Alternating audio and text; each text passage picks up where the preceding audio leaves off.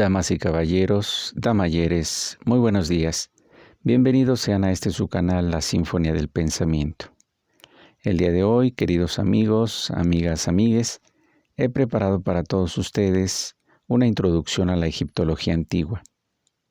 Para ello, habré de servirme del texto del autor Randall Clark, Mito y símbolo en el Antiguo Egipto.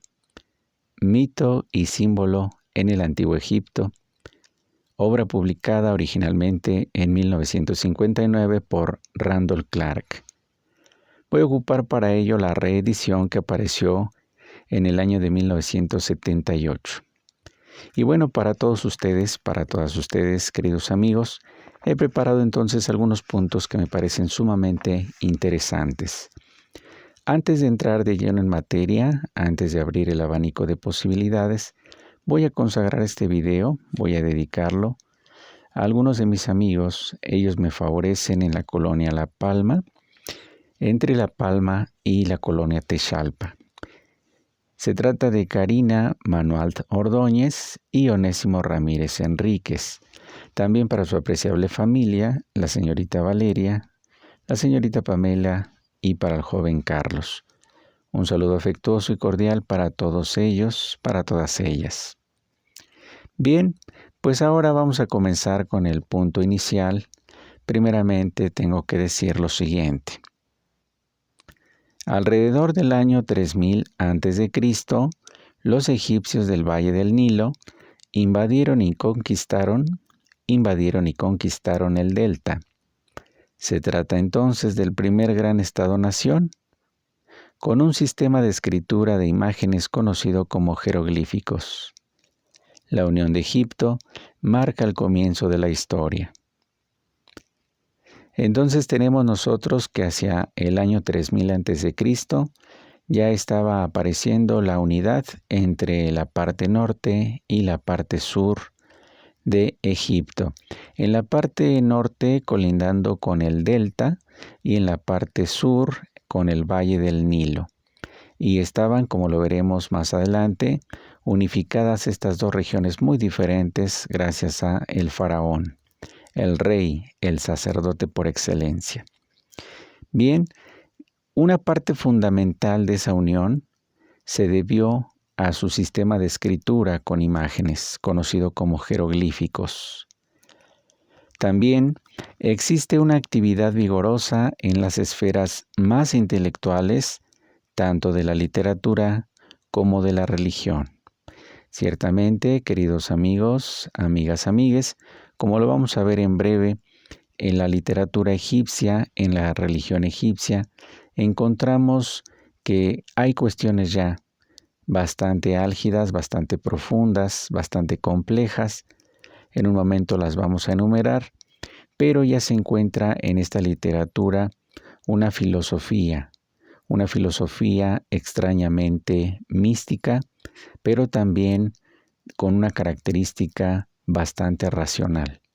Esto aunado al manejo de símbolos, al manejo también de una mitología, que habrán de configurar la visión de la cosmografía egipcia, la visión de la realidad del universo. Como siguiente punto, ahora escuchen lo siguiente. Hacia finales del llamado Antiguo Reino, esto es alrededor del año 2300 a.C., el modelo de la civilización egipcia estuvo prácticamente completo. Hacia el 2300 a.C., el modelo de la civilización egipcia estuvo prácticamente completo. Es decir, que si partimos del año 3000 a.C. hacia el 2300, tenemos entonces una profunda actividad.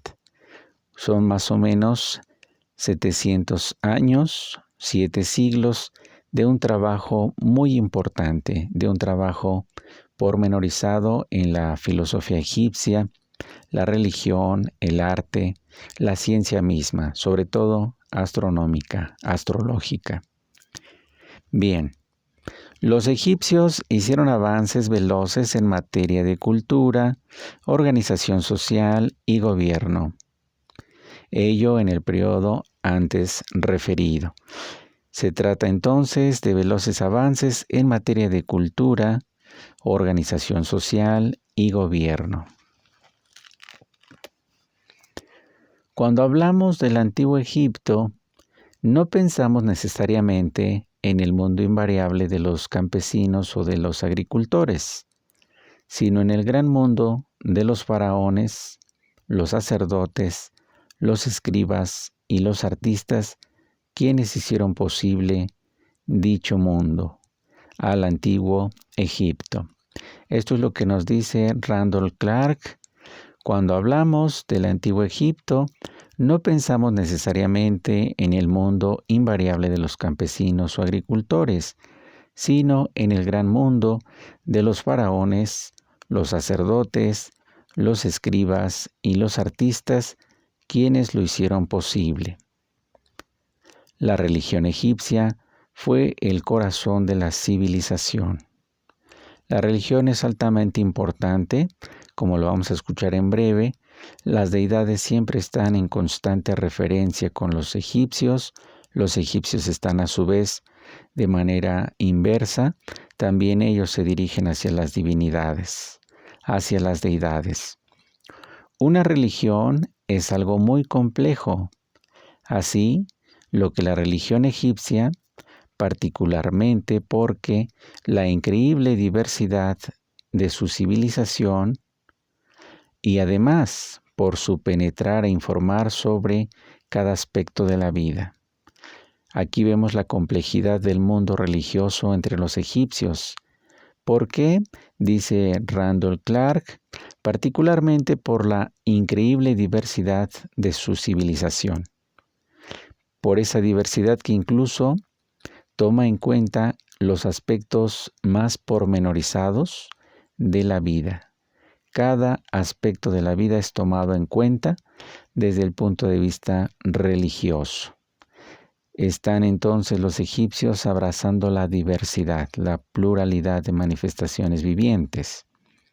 Nos dice también Randall Clark, los dioses y diosas estaban por todas partes, el rey fue el sacerdote fundamental.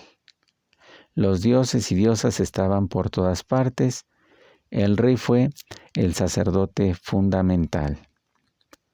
Nos encontramos aquí con una visión muy semejante a la que tuvo posteriormente en el siglo VI a.C. Tales de Mileto, para quien también la realidad estaba plagada de dioses. Las cosas estaban divinizadas, la materia estaba divinizada. Estos pensamientos también habrán de tener una enorme repercusión ya con el paso de los siglos en el Renacimiento italiano y la filosofía de Giordano Bruno Nolano, el filósofo italiano, el místico, el mártir de la ciencia. Bien, escuchen ahora lo siguiente. Los dioses, hombres y mujeres, plantas y fenómenos físicos, todos por igual pertenecían al mismo gran orden, al orden cósmico. Dioses, hombres y mujeres, plantas y los fenómenos físicos, todos por igual, pertenecían al mismo gran orden, al orden universal, al orden cósmico. Un rasgo inicial y más característico de la religión egipcia fue el ritual. ¿En qué consisten esos rituales? Randall Clark nos señala lo siguiente. Los diversos ritos determinaron el calendario, los arreglos de los principales festines, las principales festividades, con respecto a las fases de la luna y el gobierno, así como con referencia a la observación del perro solar, del perro estelar Sirius. Repito, los diversos ritos determinaron el calendario, los arreglos de los principales festines o festividades con respecto a las fases de la luna y el gobierno, así como con referencia a la observación del perro estelar llamado Sirius. Las disposiciones de los celebrantes en estos ritos fueron el factor regente en el diseño de los templos y las tumbas. Las disposiciones de los celebrantes en estos ritos fueron el factor regente en el diseño de los templos y las tumbas. Generalmente aparecían dos sacerdotes, uno de ellos era el celebrante, otro de ellos era el lector. Uno de ellos, el celebrante, según se nos dice, se cubría las espaldas con una piel de leopardo, ello para comenzar el ritual, mientras que el otro sujetaba entre sus manos, los papiros para llevar a cabo las plegarias, los rituales. Entonces ahí tenemos a estos celebrantes, a estos sacerdotes egipcios de Heliópolis, de Memphis, entre otras grandes ciudades del antiguo Egipto. Randall Clark continúa: el templo fue una imagen del universo. El rito fue celebrado para garantizar que la gracia divina fluyera hacia los asuntos humanos. Primeramente, nos dice Randall Clark, el templo fue una imagen del universo. Una imagen del universo. Recordemos también que dentro de los templos egipcios había una parte denominada la colina, que era una especie de figura piramidal, una escala pequeña, la cual solía representar la unión entre la tierra y el cielo. Esta colina era el punto en el cual, al penetrar en ese espacio, veíamos cómo, según se nos ha descrito, el cielo cada vez iba compactando más, es decir, el techo se iba compactando cada vez más con el suelo. Esto haciendo referencia, haciendo alusión en que justo al llegar a esa colina, los espacios del cielo y de la tierra se unían. Entonces, por ello, el templo fue una imagen del universo. El universo es el macrocosmos, mientras que el templo es un microcosmos, es decir, una representación pequeña del universo. La cosmografía egipcia estaba representada en los templos. Por otra parte, dice Randall Clark, el rito fue celebrado para garantizar que la gracia divina fluyera hacia los asuntos humanos, para garantizar la gracia divina y que ésta fluyera hacia los asuntos humanos. Los sacerdotes de Heliópolis, la ciudad del sol, y Memphis fueron los líderes indiscutibles para las prácticas religiosas, los rituales y las celebraciones. Los sacerdotes de Heliópolis y Memphis fueron los líderes indiscutibles para las prácticas religiosas, los rituales y las celebraciones. Por otra parte, los arreglos arquitectónicos y la decoración fueron un género de paisaje mítico. Lo simbólico desempeñó un papel crucial en el arte egipcio. Cada detalle tenía un sentido, un significado. La decoración representaba esquemas mitológicos y teológicos. Por lo tanto, las artes visuales, la mitología y el ritual fueron facetas de una sola realidad. Como podemos ver aquí, está todo relacionado, los arreglos arquitectónicos, las imágenes visuales que procedían tanto de la mitología como de la teología, estaban adornando las paredes de tal manera que evocaban el momento en el cual el Dios creador formó al universo. El Dios Atum, el Dios Ra, el Dios solar y también la diosa celeste llamada Nut. Bien, un templo egipcio apelaba al ojo y al mismo tiempo a la imaginación. Un templo egipcio apelaba al ojo humano y al mismo tiempo a la imaginación. Habría que visualizar los jeroglíficos, los símbolos, toda la iconografía, la ideografía, todas las plasmaciones que estaban ahí, para darse una idea de la magnitud y de la exigencia que sobre el observador se ejercía desde los símbolos. Había que estar viendo cada elemento y cada sentido, cada significado que estos elementos tenían. Por otra parte, dice Randall Clark, la música era el lenguaje por excelencia de los sacerdotes. La música era el lenguaje por excelencia de los sacerdotes, una atmósfera creada y ambientada entre lo místico y lo racional. Entre lo místico y lo racional, una gran ceremonia debió de ser un completo impacto sensitivo. No solamente tenemos todo el despliegue de información plasmado en las bóvedas, en las cámaras secretas, en los muros, sino que también tenemos el aspecto de la música, el aspecto que hacen los celebrantes, los sacerdotes egipcios. Y entonces hay todo un conjunto, un impacto sensitivo. Los sentidos son cautivados en esa atmósfera que se crea y se recrea. Muchos egipcios fueron profundamente conscientes de que sus mitos y símbolos expresaban intuiciones sobre la naturaleza de Dios, el ser humano y el universo. Muchos egipcios fueron profundamente conscientes de que sus mitos y símbolos expresaban intuiciones sobre la naturaleza de Dios, el ser humano y el universo. En la literatura del Antiguo Egipto ya existían algunas de las cuestiones más elevadas que habrán de retomar los teólogos en el cristianismo.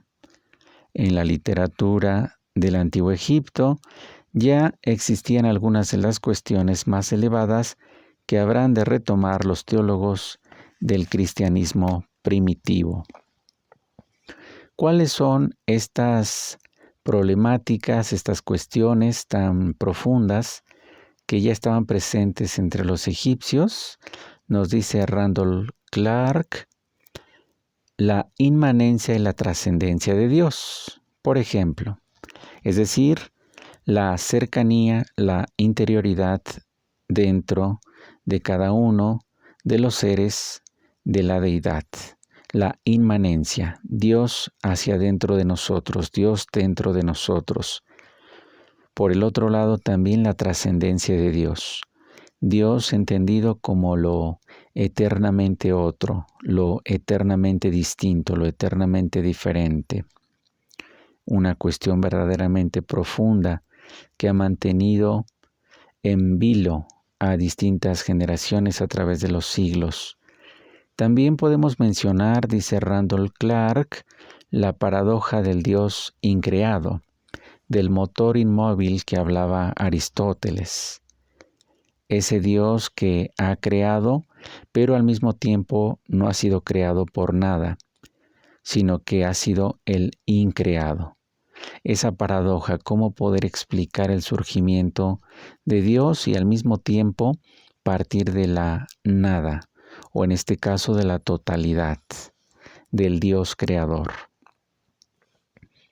Otra cuestión también de orden muy elevado e intelectual es el origen del mal, el lado femenino y masculino de lo divino, la dualidad divina, lo masculino y lo femenino. También cuestiones sobre la existencia de Dios. Todo esto abordado con cierta profundidad 2000 años antes de Cristo. 2000 años antes de Cristo ya se estaban discutiendo estas problemáticas, estos problemas que han sido verdaderamente hasta la fecha discutidos de una y mil formas. La enigmática escritura de los templos ptolemaicos son ejemplos del elevado espíritu racional de los egipcios. La enigmática escritura de los templos ptolemaicos son ejemplos del elevado espíritu racional de los egipcios.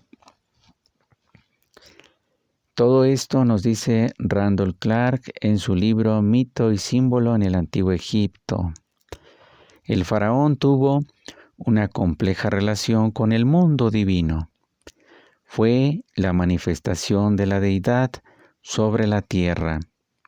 El faraón fue la manifestación de la deidad sobre la tierra, fue el Hijo de Dios, el Hijo del Sol, engendrado por la intervención divina. El ritual, por ejemplo, del ciclo de Osiris estaba vinculado con que el faraón recibiera los poderes de la naturaleza. Entonces el faraón recibía los poderes de la naturaleza a través de este ciclo ritual de Osiris. El faraón estaba asociado tanto al plano terrenal como también con el plano divino y celeste. Por ello el faraón fue el hombre supremo, el guerrero heroico y cazador, el campeón de la justicia. Solo él, el faraón, fue virtuoso y vigoroso. Todos los poderes benéficos fluyeron desde él hacia el mundo. Entonces primero llegaban los poderes divinos, los poderes de las deidades sobre el faraón, sobre el rey, sobre el sacerdote, que son uno y el mismo. Y posteriormente desde el rey, sacerdote y faraón fluían hacia todos los seres.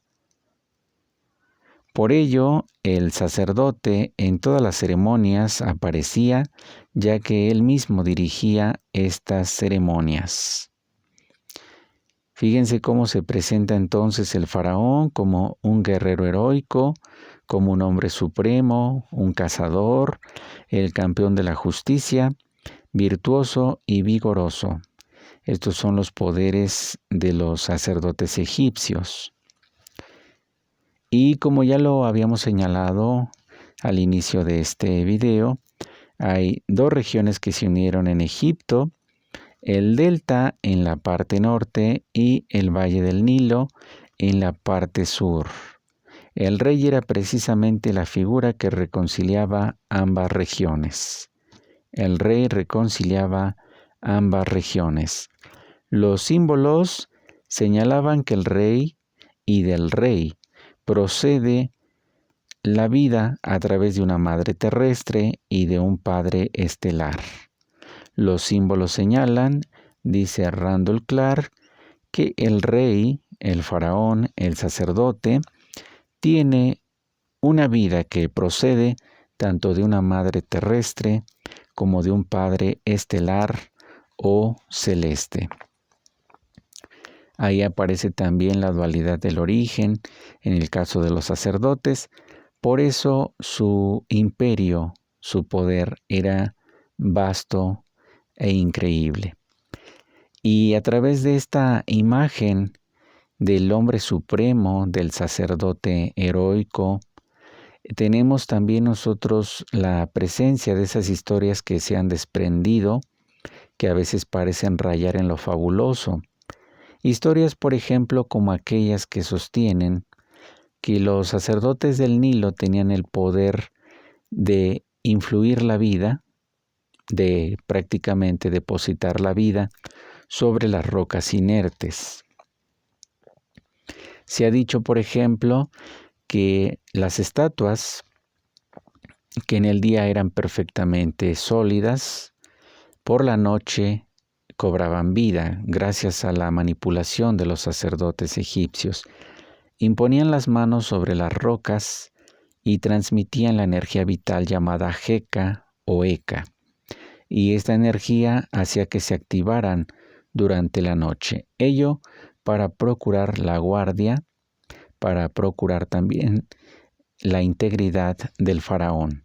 Nadie podía penetrar en las cámaras secretas sin ser sorprendido por estas estatuas vivientes, por estos hechiceros que habían insuflado, por así decirlo, la vida sobre estos elementos hechos sobre piedra, labrados sobre la roca.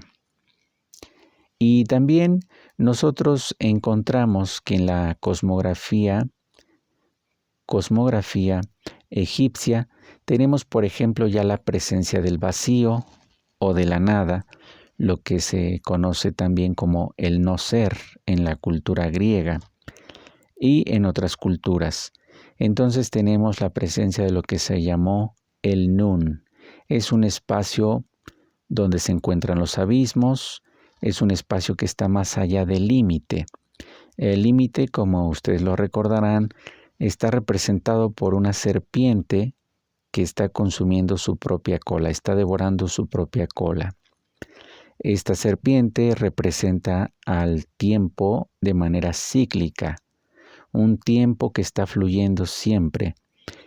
Después, hacia el exterior, más allá de los límites de esta serpiente, que se llamaba Uroboros, esta serpiente que está consumiendo su propia cola, más allá de los límites se encontraba entonces el vacío, la nada, el no ser, el Nun. Pero dentro de la serpiente, hacia el interior del aro que conforma la serpiente, de esta especie como de esfera, de este círculo que conforma la serpiente Uroboros, tenemos la vida que fluye, la vida que se deposita, como ya lo escuchamos, sobre el faraón, y del faraón, que también es sacerdote, que también es rey. Desde ahí se divide, se disemina, se esparce por todos los seres vivientes de la tierra.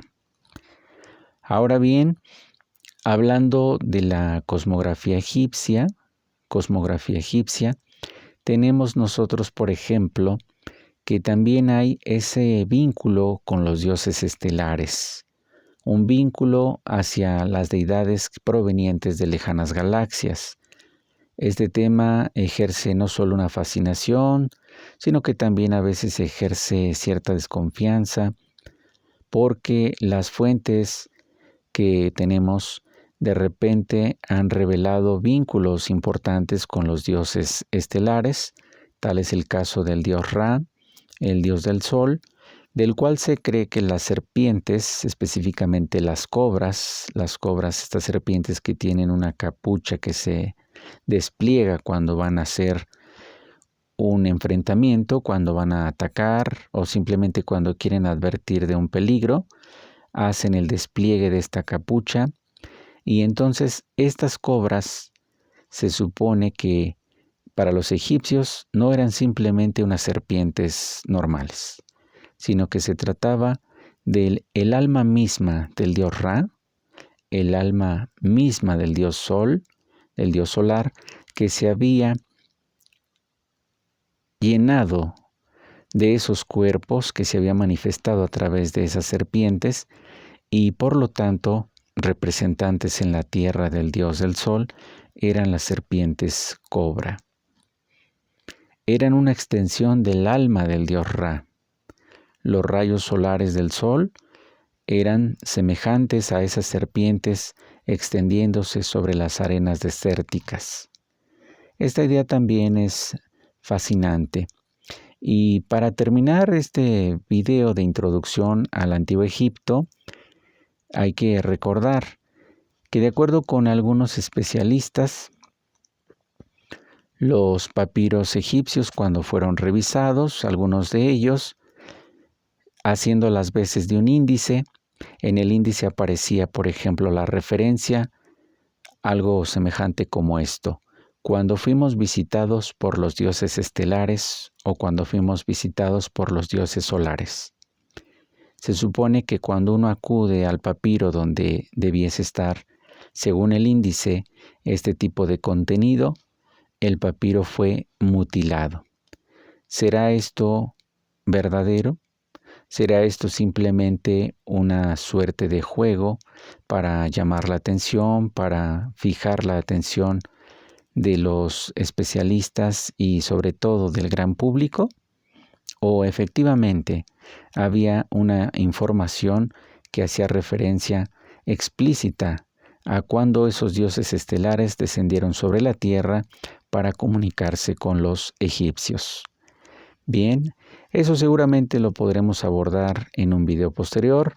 Por lo pronto, damas y caballeros, damayeres, amigos, amigas, amigues, muy buenas noches, esperando este video haya sido de su agrado, esperando que estas líneas que hemos mayoritariamente mencionado apoyándonos en Randall Clark hayan sido también entendibles. Muy buenos días, amigos, amigas, amigues.